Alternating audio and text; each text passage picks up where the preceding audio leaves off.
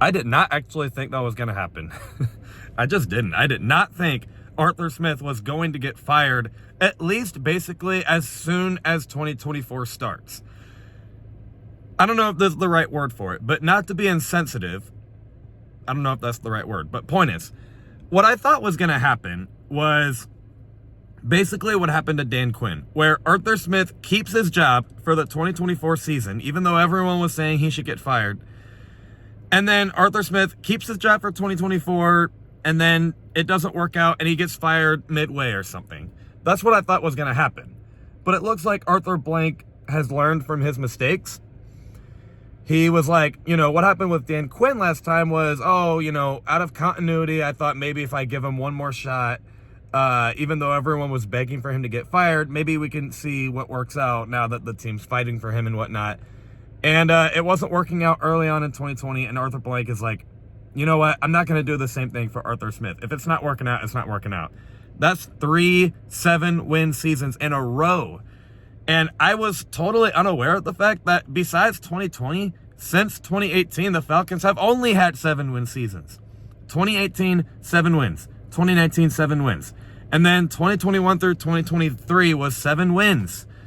And so Arthur Blank quickly was like, okay, this to me is probably not going to change under a guy that's only had 7 wins as a head coach for the Falcons. So, he's a great guy on and off the field, but, if he's not doing the job, we have to let him go. So I just was a little surprised with Arthur Blank actually pulling the trigger and doing it. I was. I was still very shocked to see that happen, and I'm still very shocked to where I'm like, the idea for me today was, okay, so when the news came out last night, I was so tired. Like I was like basically asleep. And then, my brother Lawson shows me the news of Arthur Smith getting fired. He was like, hey, Arthur Smith actually got fired. And it was like basically midnight. I was like, I'm kind of tired. Like, I think that is real news. But I'm also kind of like, am I dreaming? Like, okay, whatever. I'll wake up tomorrow, get some sleep, and I'm pretty sure this is real news. And if it is real news, I'll get plenty of sleep, and, I'll have time to think about my actual thoughts on this instead of just recording my thoughts on this as I'm tired and dozing off. But the truth is, I'm still very speechless. I just was like, I did not think it was going to happen, man. I just didn't. So I'll try my best to just, describe this without being so incredibly speechless. I'll make an attempt at it. And this sucks because I was like, you guys know, I was like a big Arthur Smith stan, right? Like my Twitter banner had the big "In Arthur Smith We Trust" picture. And then, all over last year in 2022 and a little bit of 2021, I guess technically 2 years ago, but anyway, I was always like, yeah, I told you Arthur Smith is a good coach and blah, blah, blah. Like, oh, he turns players' careers around in the NFL. Like he does what worked with Matt Ryan, and he can probably make it work with Marcus Mariota and whatnot. I was always saying basically praises towards Arthur Smith. And I think I fell off the Arthur Smith train probably as soon as we lost to the Commanders. I think when we lost to the Commanders this year was when I was like, okay, I think it's about time we kind of at least consider Arthur Smith on the hot seat. And then we start losing to the Titans and the Cardinals, and that's when I was kind of like, okay, yeah, like this guy just needs to go. You can't hold in too many excuses for too long, because yes, the personnel decisions were basically his fault, but there were some moments where I was like, Desmond Ridder also just isn't a very good quarterback. Like I was just like so sure. I was like, let's just see what happens if we get maybe a Russell Wilson or a Justin Fields, and maybe Arthur Smith can use them. But how many times are we going to say, let's just bring in a good player for the Falcons and see what happens? Arthur Smith brings in Kyle Pitts, Drake London, and Bijan Robinson. Whatever quarterback we bring in, he probably was not going to utilize them. And that was always the number one issue with Arthur Smith, is he could not utilize his players.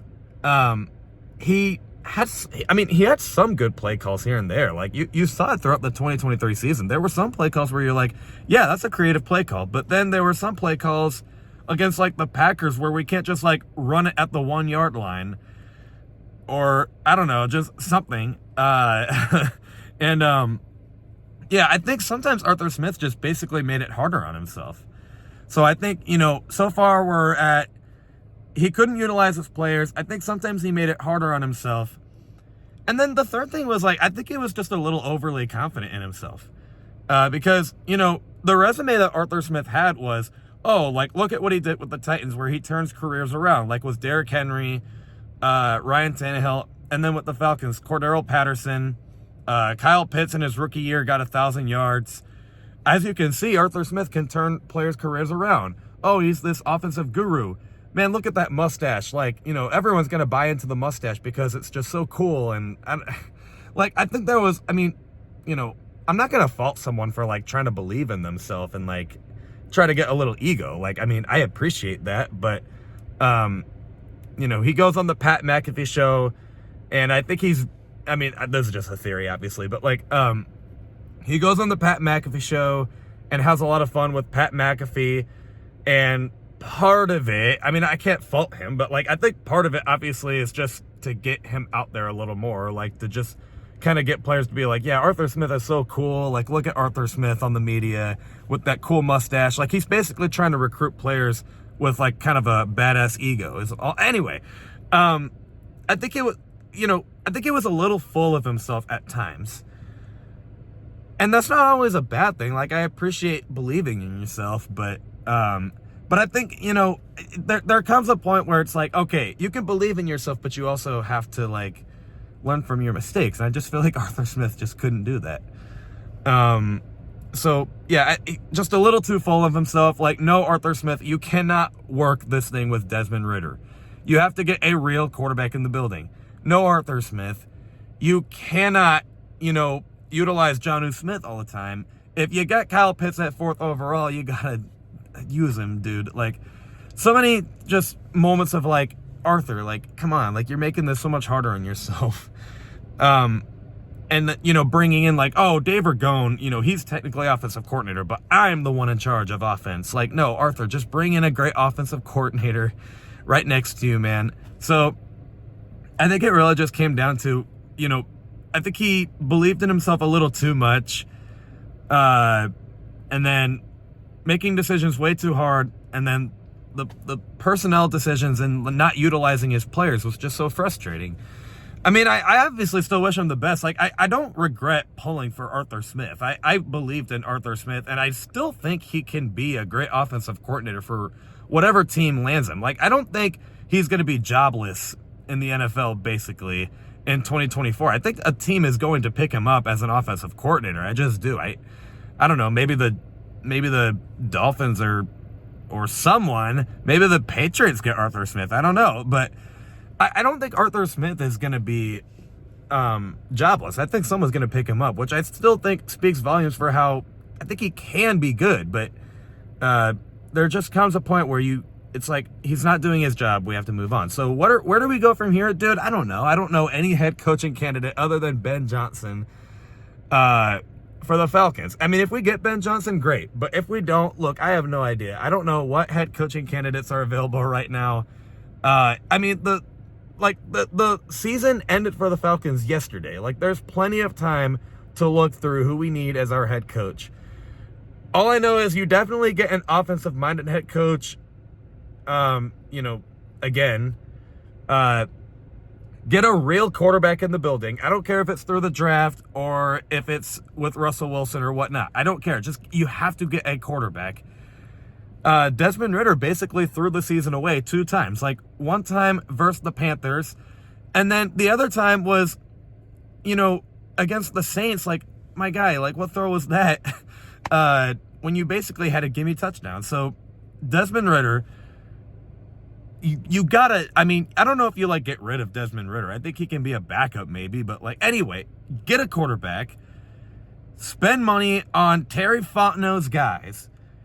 We can get rid of, Arthur Smith's guys. Terry Fontenot can get his guys in the building And whoever the head coach is, he can chime in. I don't know. I'm really just here to tell you my thoughts on Arthur Smith getting fired. I don't regret pulling for him. It's sad. I'm not here to say, like, you know, I like that he got fired.